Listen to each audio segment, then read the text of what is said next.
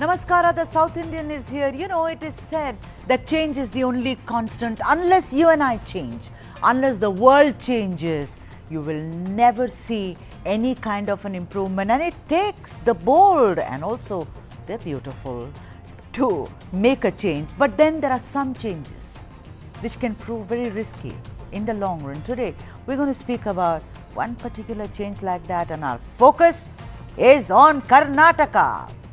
You know, the only state that the BJP aced in South India was Karnataka, and it also lost it so easily, wouldn't you say?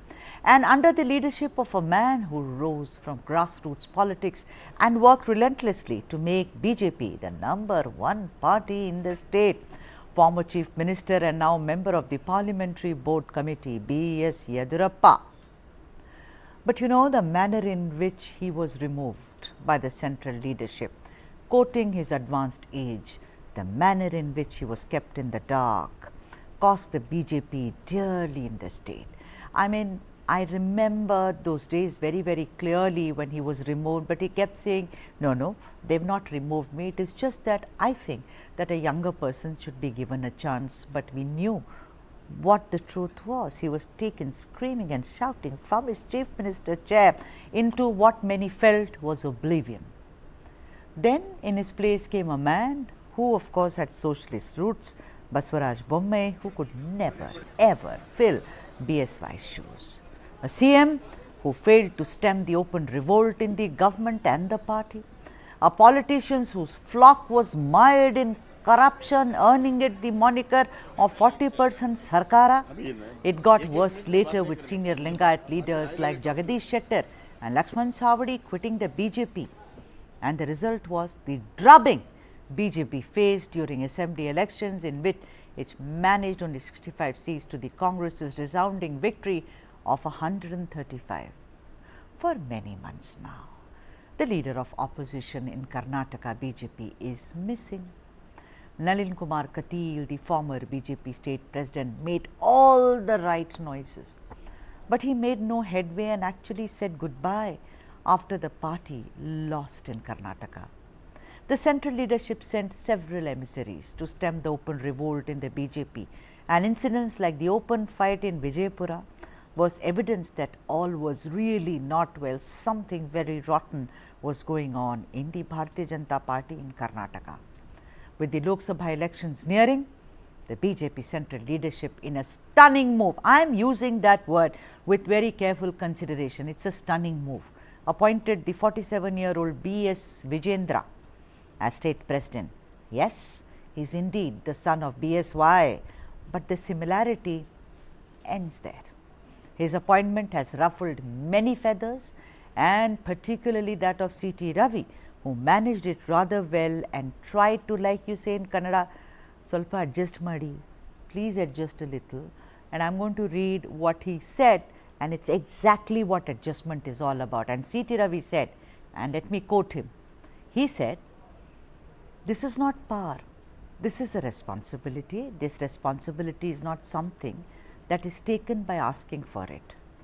I am not an aspirant for any post, and in the last 2.5 decades, I have not asked for any post, but I have fulfilled the responsibility given to me by my party."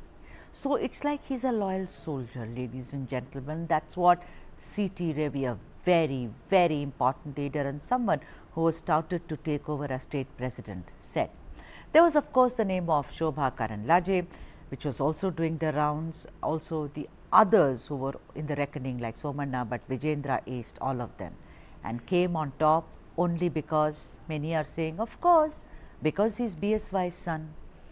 Guess what Vijayendra said, and I am quoting him here.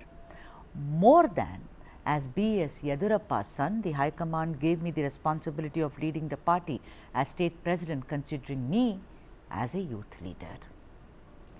BJP is a big party, and there might be small differences among senior leaders. My priority is to settle such differences, if any, as it is my duty to take them into confidence and seek their guidance and also blessing. Of course, at one side, of course, it's a big challenge for me as well to take all the seniors into confidence. At the same time, a lot of expectations from our party Karyakartas also. So definitely I will ensure, by taking everybody's blessings, I will ensure that every Karyakarta will be strengthened in the entire state. Our only aim is to win maximum number of booths. जैसा हमारा national president Nadda ji बोलते थे, मेरा booth सबसे मजबूत. So we want to ensure we should win the majority of booths in the next Lok Sabha elections.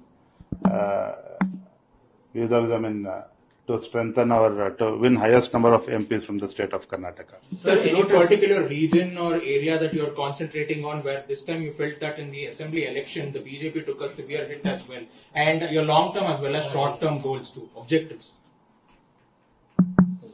See, we are aware of our strengths as well as our weaknesses also. So our aim is to cover entire state, not just one particular region, starting from Mumbai, Karnataka, Kalyan, Karnataka, Kittur, Karnataka, and Old Mysore region more importantly, and for coastal Karnataka and central Karnataka. So we want to ensure, party has been strengthened in each and every corner of the state. Sir, how do you see the critics that this is a dynastic politics? Sir, Congress is saying this is a dynastic politics. People of Karnataka will give the reply for this Congress square in the next Lok Sabha elections. The recently appointed president of Karnataka BJP has, of course, as per tradition, gone and sought the blessings of H.D. Devegowda and also met with Basavaraj Bommai for a successful run. But the question is, will Vijayendra succeed in shaking the BJP out of its stupor, rejuvenate the cadre for facing 2024? Very importantly, massage the egos of his colleagues who are fighting day in and day out and considering now are all against him. Let's begin the debate. Joining me on the show on the South Indian, Dr. Lakshmi Ashwin Gowda, spokesperson for the BJP in Karnataka, Vijay Grover, senior journalist and political analyst, Professor Chambi Puranik, who's also a senior political analyst, and Bhanuchandar Nagarajan, political analyst. Namaskara to all of you, and great to see you today. I will first come to the lady, Lakshmi Ashwin Gowda. Welcome to my show. This is the first time, Lakshmi, that you are on my show. Tell me something. Yeah, what are you going to do about the dynastic politic accusation? You have gone hammer and tongs as a party. Ye parivarvad hai. Even your neighboring state, which is going to elections on 30th of November, results on 3rd December, Telangana, there Prime Minister Modi has thundered KCR ka parivar yani parivarvad yani corruption. How do you explain this BSY to BSV, as it were? Thank you for having me here, ma'am, and happy Deepavali to you. To you too, my dear. And to my fellow panelists. Yeah. First and foremost, I would like to tell about Mr. Vijayendra. Mr. Vijayendra being the young, dynamic, agile, and the most hardworking person who will lead the party, standing in the vanguard, rejuvenating, and coming out with innovative strategies, reinventing to win maximum number of seats, that is 25 number, that is more than 25 number of seats in the upcoming Lok Sabha polls.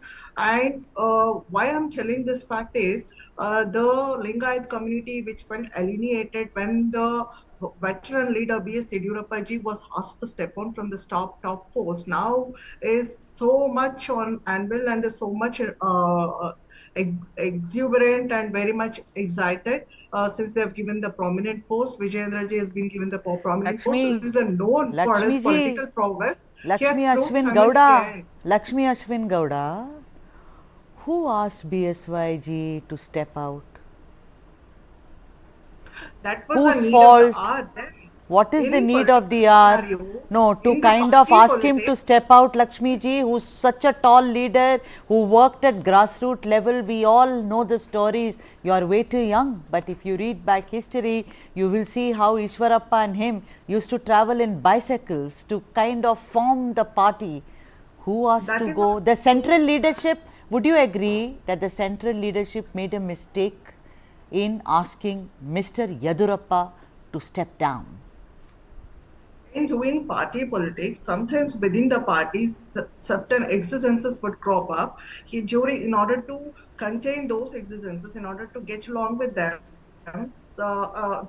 taking such a type of decisions is a need of the hour. That is No, a but need of the was it hour. a Then bad he has done decision, it. Lakshmi ji? Was it a bad decision? He Wrong? has done. Yes, it has proved the decision is wrong. Sometimes we do make false decisions, wrong decisions, and we will learn from our decisions. Now the party has understood the importance of him and the Lingayat community, and which has been again felt alienated by the Congress government because of the caste census, and the party officials have been kept out of the major executive posts All and right. the Congress itself has been grappling with the corruption and nepotism, corruption and All right. Now, factionalism. I really appreciate your honesty, Lakshmi ji. Very few spokespersons will accept what you've accepted, and I think it's such a beautiful change. A, you're a woman. I'm so happy. You know, we should have more women on the panel. And secondly, you talk straight. What else do I need? I think my show is made.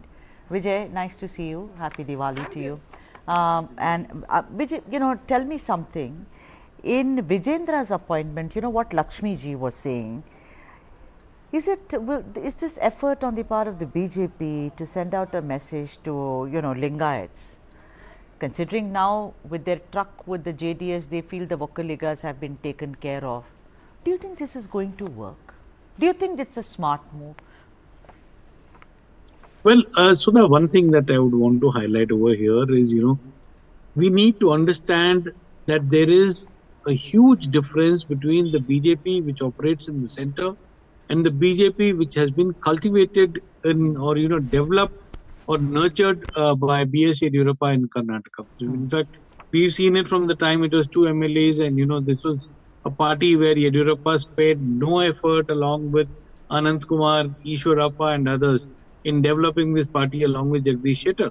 Now, clearly, this is something where, when there was a fault in terms of, downplaying the contributions of Yediyurappa and, later on, even during the 2023 elections, trying to sideline him, and the party paid the price for it. Before this, if you remember, when Yediyurappa broke away from the party and formed the KJP, even then the BJP Yes. paid the price of not having Yediyurappa control the party affairs.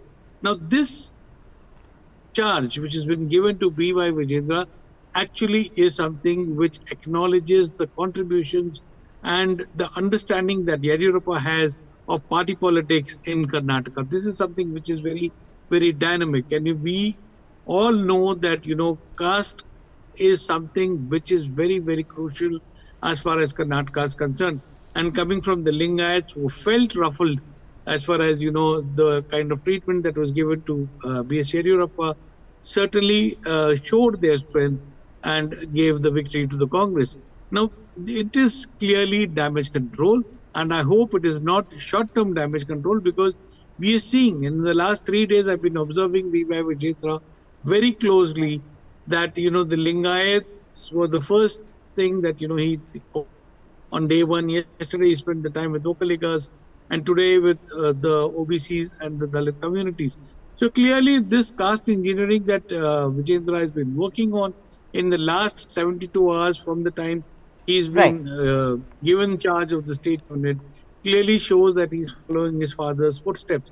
And that is something which is a positive signal for the Karnataka BJP, though there are many within the party who are unhappy about his elevation, because we saw anger by C.T. Ravi and others, while others have been very silent and discreet and may wait for some time before they hit back at him. Right. Professor Puranik, the question we are asking today is, can B.Y. Vijayendra manage the BJP? Can B.Y. Vijayendra, enthuse the cadres for them to win 2024? Can he stem the revolt? What Vijay Grover said, and he, I was thinking exactly that the KGP, it was only in 2008, if I'm not wrong, it's only after that BSY came into his own as a very tall leader, and the BJP realized that, you have to have this man or else there is no go in Karnataka. Do you think Vijayendra can do all that? It took time, it took years, and like Vijay said very well, look at the evolution. Do you think Vijayendra can enthuse the cadre like BSY or even Bommai can do? So, then his appointment, I mean, it's all very well, like Vijay said, to appease such a tall leader, BSY's politics notwithstanding. But the point is that politics is about winning elections, Professor. Your comment on it? Yeah. So, Sudha, happy Deepavali to you, our viewers, and my fellow panelists. Before I talk about Vijayendra and several questions that you have asked, these questions are very loaded questions. I would say that the post that is offered to Vijayendra, in spite of his whatever being vice president of BJP and also son of Mr. B.S Yediyurappa, that alone is not the reason. The point is, I'm glad, let's be spokesperson of BJP did confess. That's good, introspection. That's required at the national level, which they have shown by eliminating all other aspirants who are not in a position to take the party and rejuvenate. As Mr. Grover said, the party needs this kind of rejuvenation. I am seeing for the last 55 years, I've seen all these parties. Now, BJP coming to power, singularly, it was the effort of Mr. Yediyurappa in terms of electoral victory, series of victories. One. Number two, his seating very unceremoniously, humiliating. That was taken very seriously by Lingayat voters. I reflected with many of them. They say that including BJP workers, very prominent workers of other caste, they say if Mr. Yediyurappa was continued, perhaps BJP would not have landed with 66 seats. Probably they would have retained another 4. Taking into consideration all this, the appeal that Vijayendra is going to make is not only to go and seek the blessings of elders, including Vijayagowda, S.M. Krishna, and many others. I think he is going to meet everybody. Whomever meets, they can't say no because of the party. How intelligently and diplomatically or cleverly Siti Ravi has said, I respect the seat that is the president of BJP's post. Yeah, so that means even he is made to say that we are all going to cooperate. There is a hope for the workers who are demoralized. The BJP was looking like a divided house. Now I think it's a litmus test for Vijayendra to show his capability or whatever responsibility by uniting all the youths and the workers. After all, BJP is a cadre-based party. You know that. It is not a leader-based party. So Mr. Modi is considered as a tallest leader. Professor, sorry to interject, but BJP is also supposed to be a party which is against dynastic politics. Of course, we can talk about Rajnath ji. Of course, we can talk about a lot of people. But bang on, in the middle, they get a father-son duo, unheard of. So, I think the BJP is also kind of not walking the talk anymore because like you said, not only it's a litmus test, it's like if I keep failing in your class, you'll give me one last chance and say pass or else stay back in the class. So, I think that is what the BJP is now, by putting Vijayendra. But we'll have to wait and see. You're right, it's a litmus test. Let me get Bhanuchandar in. Bhanuchandar, the point is that, one is trying to understand, does Vijayendra have the gravitas like his fathers? And let's not blame him, he's young. By Indian political standards, 47 is actually a greenhorn. Many people have been very disparaging, and I think it's very patronizing and condescending to say, oh, he's a greenhorn just because you're young. If you're old, they say you should retire and be a Margdarshak. I don't know what people want. But anyway, coming back to this, I want to ask you something. See, more than anything else, I want to talk about the perception. The Vokkaligas voted almost for the Congress party. We know this, maybe D.K. Shivakumar. So, the whole thing that, the JDS has the Vokkaligas under its thumb is a myth. Similarly, by suddenly appointing Vijayendra, that does not mean that the Lingayats are going to come back to the party fold and say, okay, let's quickly vote for him, because the Lingayats are also kind of, I will not say not united, but they are also segregated in several ways. There are subsects and subsects. Do you think it's going to work? Do you think Vijayendra is going to work as a state president? Good evening, Sudha. Happy to be here. So I see this event as the triumph of bottom-up politics over top-down politics. The bottom-up politics in terms of the organization and the voters wanted Yediyurappa, but the top leadership of BJP wanted an organizational change. So in this contest, I think the bottom-up politics won. So the BJP top leadership sort of ended in a situation where they told Yediyurappa, I want you, but I also don't want you. So it is sort of a very weird situation. But the appointment of BSY's son is actually a proxy for BSY. And I think this is, you should look at it as a 6-month sort of a focus, because like after that, like, you have a 4-year pause for any election to happen in Karnataka. So I think this short-term nature of thing is what was in consideration. No, but they are looking at Lok Sabha elections. I mean, Vijay is also raising his hand. I somehow don't agree with the 6-month kind of interim that you're speaking about. Vijay, Bhanu, I'll come back to you. Vijay, please go ahead before I go to Lakshmi ji. Well, see, as far as, B.Y. Vijayendra is concerned, I have seen his working style very closely from the time when even there was the JDS-BJP alliance in 2006. They were the backroom boys, Vijayendra and Raghavendra, who were very young at that time and were actually the backroom boys for Yediyurappa, and they have learned the politics very closely. And we must give credit, while, dynasty politics is being spoken about and is, something that will be debated in the coming few days. But I must credit B.Y. Vijayendra for the kind of, management skills that he's picked up from his father. And we've seen the kind of responsibilities he was given, even as the vice president of the party, where, all the by-election responsibilities were given to him. And that was something where clearly he showed, because, every by-election that the BJP contested during Bommai's period, he had ensured single-handedly that he won it for them.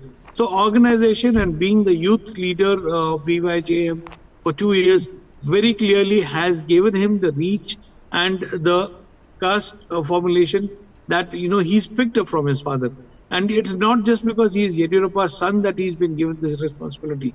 Clearly the onus is on him that he will have to ensure that, at least 25 seats in the Lok Sabha elections are won, and that is going to be a huge task, because, the trouble for Vijayendra, I don't see from Congress. I see from within his own party. Exactly.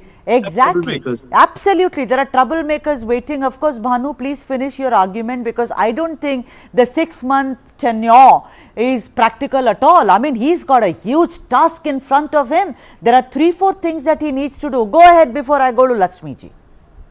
Yeah, Sudha, I did not mean that he was appointed for 6 months or something like that. I'm saying that the move was made with the next 6 months in mind.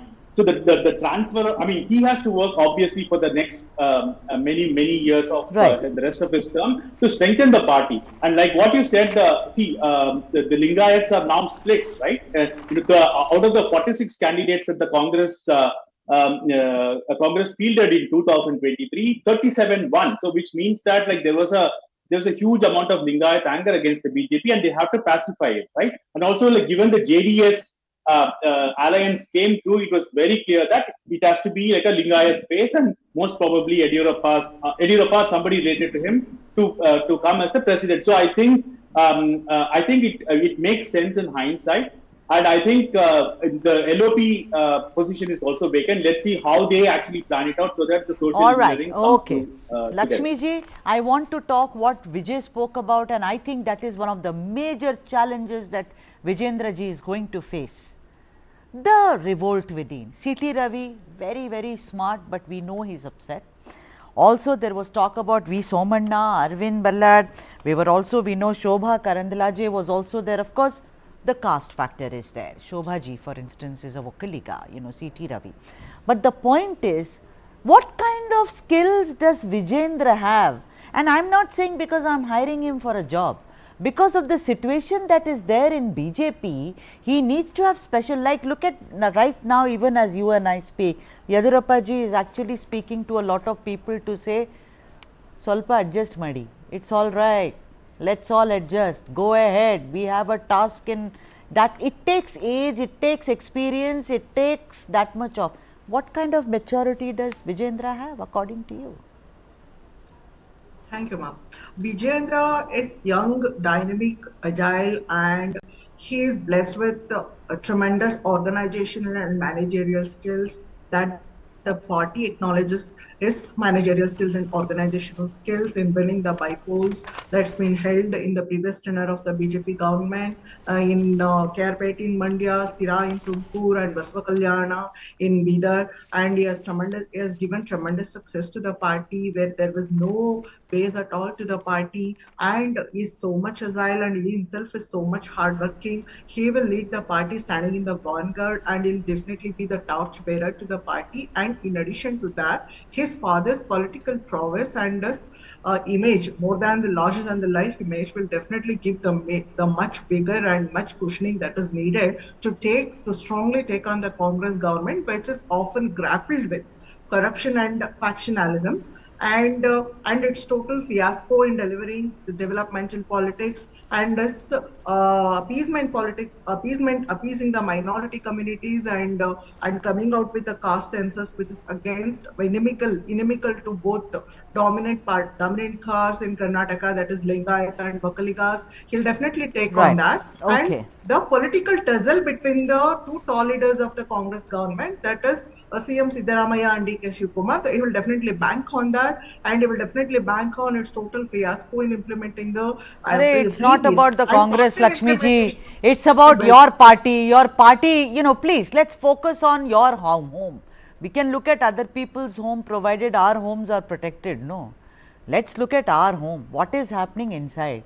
Neighbor's house, if we keep peering, makes no sense. Vijay Grover, very important question, which is also political, is that this is one way of clearly clipping B.L. Santosh's wings, as it were.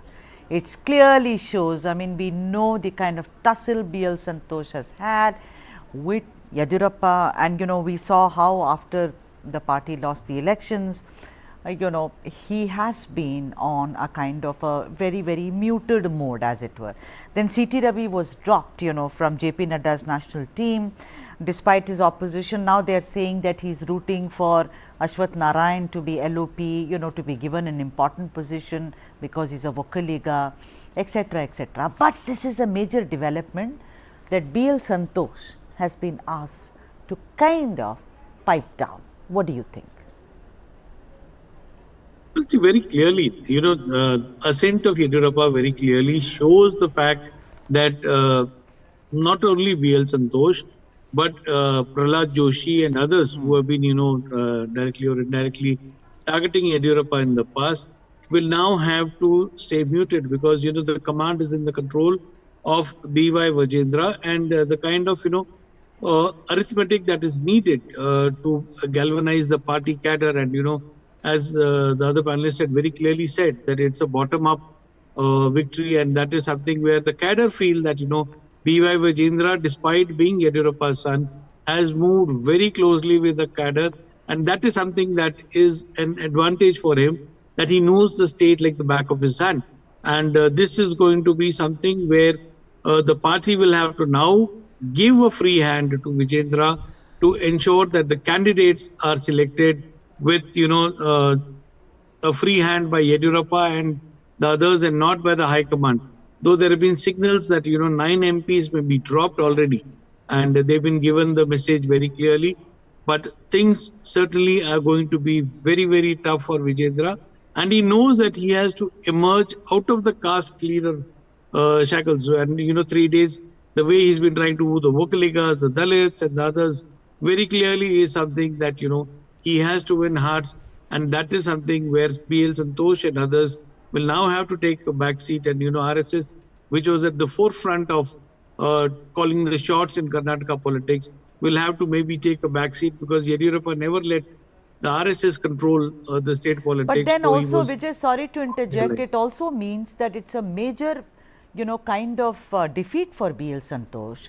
The only state they had in South India, people may apportion blame and say, you lost it for us, more than people on the ground like Baswaraj Bommai. Exactly, Sudha. What you're saying is absolutely right. The kind of hate politics which, we've seen in UP and Rajasthan and Madhya Pradesh, certainly Yediyurappa always had this under control. It was till the time that he was in control, we never had this kind of situation in coastal Karnataka. It was only after Nalin Katil took charge and Bomay became chief minister, we saw that the kind of flare-ups that happened. And now it is expected that, there is going to be a reining in of, these kind of fringe elements to ensure that, the entire concept of, social harmony that Lingayats preach is again going to be the forefront of BJP politics in Karnataka at least. Professor Puranik, apparently B.L. Santosh's team wanted Raghavendra, that is the elder son, am I right, of BSY, to take up charge. Apparently BSY rallied behind Vijayendra and said, no, it should not be Raghavendra, it should be Vijayendra. I mean, do you agree that that could have been possible? Yeah, I also heard about it, Sudha, from some reliable sources. But I think compared to Raghavendra, Vijayendra I think outshines. He has the ability to attract, like his father, not only Lingayats, the Veerashaiva Lingayat youths and others, even the SC, STs, OBCs and others. I don't think Mr. Yediyurappa himself has been blamed by any Muslim community leader as on today, except that they say that the party is against minorities like that. So I think this is one opportunity for him. Second, about Santosh, I think, long back in your channel only I said people like Santosh should lie low and see that they concentrate on other things rather than getting into Karnataka politics. Because, in Karnataka politics, all said and done, there are ambitions, hidden kind of agenda or groupism, etc. It's there. Mr. Grover mentioned about Prahlad Joshi, maybe like Anant Kumar earlier, these kind of aspirations are there. But, ultimately the winnability is more important. Who is going to, bring back the voters? Yeah, that is what Professor, so that's what I want to ask you. Yeah. That after Jagdish Shettar and Lakshman Sabadi, the thing is, if you bring Vijayendra, somehow you want to get, the Lingayats back, who's been asking for more reservation, 2A, 2B, the whole categorization of it, the drama which is going on in Telangana, the Madigas and the Mallas and everything. So the thing is that, how is it even going to be possible? Because the Lingayats did move away. It's not as if they are going to move back en masse just because a Lingayat leader, and that too he's with Yediyurappa's son, because unless you give them something, because Professor, this is the season of guarantees. You don't give them the guarantees. Guarantee is the flavor of the season. They will move away. How will they do it? The reservation aspect we have been discussing or debating with you very in depth. The problem for Lingayat, Veerashaiva Lingayats is they are, I think, united by and large under Yediyurappa, because Mr. Yediyurappa has the capacity to get them some kind of reservation status from the center. I think from there, I think the Lingayats are demanding, because the Congress tried to divide them between Hindus and Lingayats. They said they are not part of Hinduism. So that particular blemish or kind of blame on Congress is still there. Congress also, I don't think Lingayats will be very happy in Congress regime also, because all through, except that Virendra Patil, after that, I don't think Congress will give that kind. So therefore, BJP is the only hope, and for BJP, Lingayat Veerashaiva votes are the base votes without which you can't contest. And if Vijayendra gets more than 20 seats for BJP, apart from sharing with JDS for 3 or 4 seats, I think it will be a big victory for him, and is legitimizing his leadership, and also convincing the High Command that you should not vote for the other kind of leaders who are not known as mass leaders, but they are leaders. They are leaders from Karnataka. They may not have, but the shadow of Yediyurappa is always with Mr. Let me go to Bhanuchandar. Bhanuchandar, the thing is, a very good point is that we were asking whether he'll be able to enthuse the cadre. Lakshmiji says he's young, he's enthusiastic. Vijay also thinks that he's been a backroom boy, he can as well do it. Even Professor says he can perhaps do that. Whether he'll be able to win 2024 for Karnataka, big question mark. None of us can punt elections. I want to ask you something. One very important point is that the change of gear when it comes to BJP, for the first time, dynastic politics, in the sense that father-son duo. Number 2, Much like what they have done in Telangana, where they removed Bandi Sanjay and brought Kishan Reddy to kind of reduce the rhetoric. Do you think that the BJP Karnataka is now ready to not have Nalin Kumar Katil or Yatnal kind of, statements, the whole hijab and the whole kind of strident Hindutva politics, and really tone it down and make it more young, make it more exuberant, make it more accepting? What do you think, Bhanuchandra? Sudha, I think the results of the assembly elections in Karnataka really hurt BJP. They came down to 66, 65, I guess, 66. So, in fact, like Prime Minister Modi, when he was visiting Bangalore for the ISRO event, did not even meet the senior leaders. So, I think it really hurt, and also it gave away the advantage to Congress, which is now a strategic. Karnataka is now a strategic base in terms of resources and in terms of everything, in terms of planning and everything. And you could also see the reverberations in neighboring Telangana. That apart, so I think that the loss really hurt them. So they went for what you call a strategic sleep. They didn't do anything for 6 months, so that like people forget it, and they are ready for the organization's ready for a fresh start.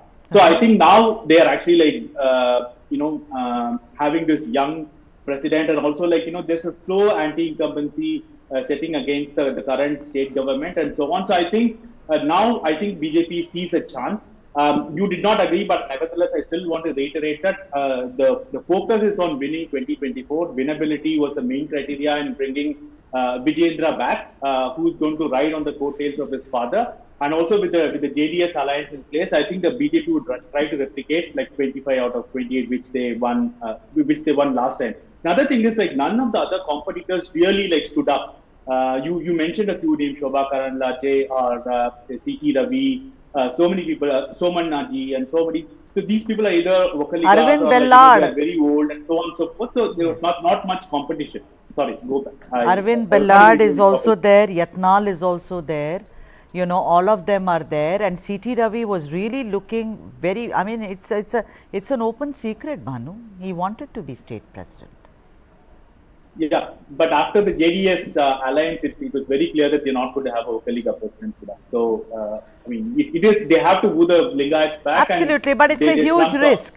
Things move on, Yeah, but let me, I mean, I would love to agree to disagree with you, because things change, and I think BJP is now kind of evolving, everywhere, and here too, because BJP is one party, give it devil its due.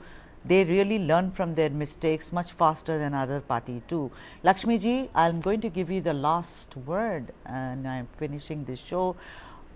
Do you think Dr. Ashwath Narayan will get an important post? I mean, considering in 2 or 3 days there are going to be huge meetings that Vijayendra is going to take, maybe LOP?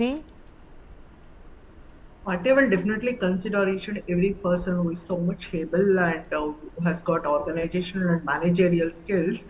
And in that capacity, Ashwath Narayan will also get the prominent posts within the party. And Vijayendra's position will definitely be the torchbearer to the party, which is otherwise secured very less number of seats in the previous assembly elections. And one more good news is in Karnataka, voters' tendencies to vote for different parties in both the assemblies and the parliamentary elections.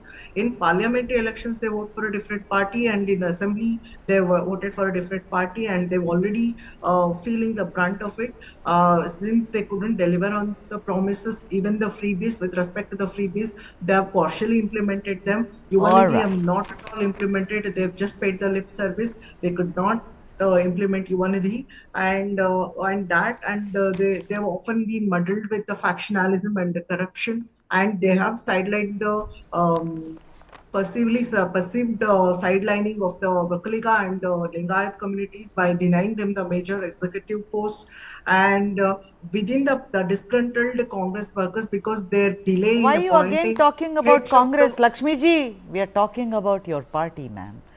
Thank you very much, because you said that maybe Dr. Narayan may get a very important post, and it's very important in the matrix of caste in Karnataka, because he's a Vakaliga. So it's like, give Lingayat some, give Vakaliga some, make everyone happy, and we can win elections as and when the time comes. Thank you very much, Lakshmi ji. It was a pleasure having you on the show. Thank you, Vijay. Professor Puranik, always a pleasure. Bhanuchandar, thank you very much for joining us on the show, on the debate. So, it is very clear that Vijayendra has a very, very important, significant task on hand. He has to really fill into the shoes of his father, BSY. Only time will tell, but as of now, he is facing whole lot of challenges.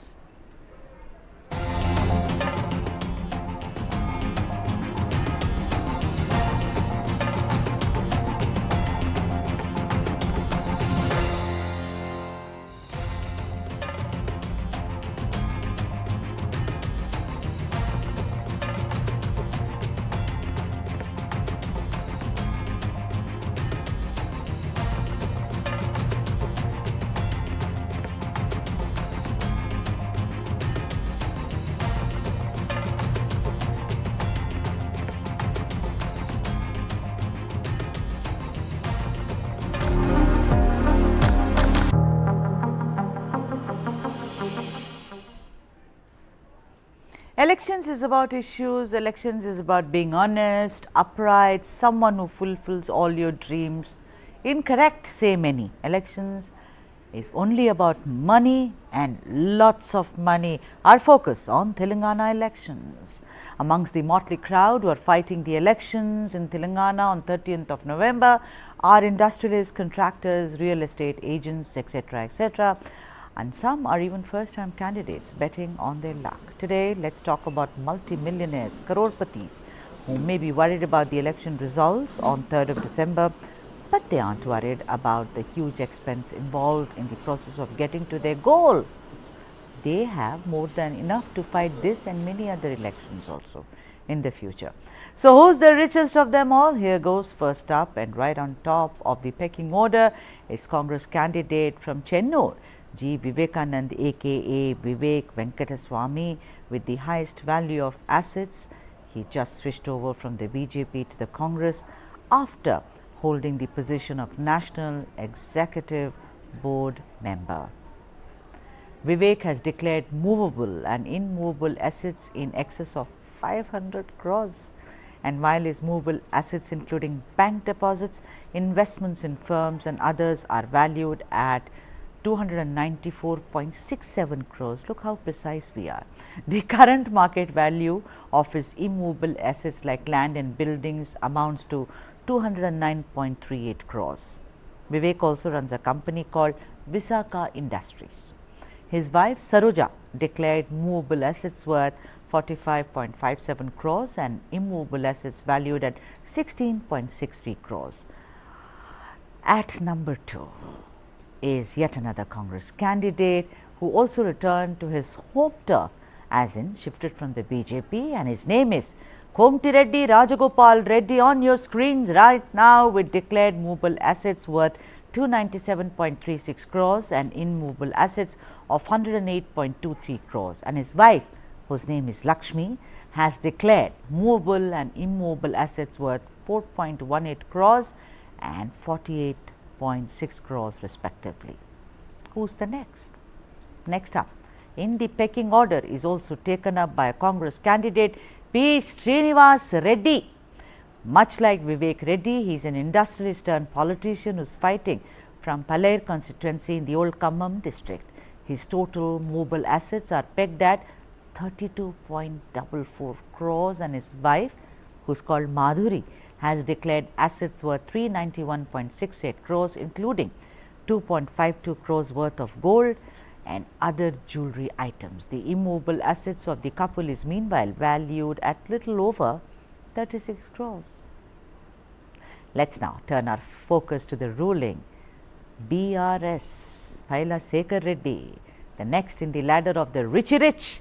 He is contesting from Bongir and is also a real estate agent, and during filing for nominations declared movable assets worth 120.7 crores and also 38.5 crores in the form of land and other investments. His wife is called Vanita, and she is the proud owner of movable assets of 4.36 crores and immovable assets worth 63.92 crores. on the BRS firmament is also the BRS working president K.T. Rama Rao, also known as KTR, son of K. Chandrasekhar Rao, with movable assets worth 6.29 crores and 26.49 crores in the name of his wife, Shalima. KTR's immovable assets are valued at around 10.41 crores, while those of his wife stands at 7.42 crores. BJP candidate from Gajwel, the friend turned foe of KCR, Itala Rajender, who spitted against, of course, KCR, declared his total immovable assets as 16.74 lakh and immovable assets at 12.4 crores. His wife, who's called Itala Jamuna, has movable assets of 26.48 crores and immovable assets worth 14.78 crores in her name. So that was the list of the super rich who are all out to fight elections, and maybe each of them will make speeches in rallies which shall have the poorest of the poor. But that's how politics works in this country, ladies and gentlemen. You can be super rich, but you can give so many lectures about poverty, and guess what? It works. So that's all the South Indian has on today's show. Tomorrow I'll be back, maybe bring you lots of stories from across Telangana, Andhra Pradesh, Karnataka, Kerala, Tamil Nadu. So wait for me tomorrow. Until then, Vanakkam.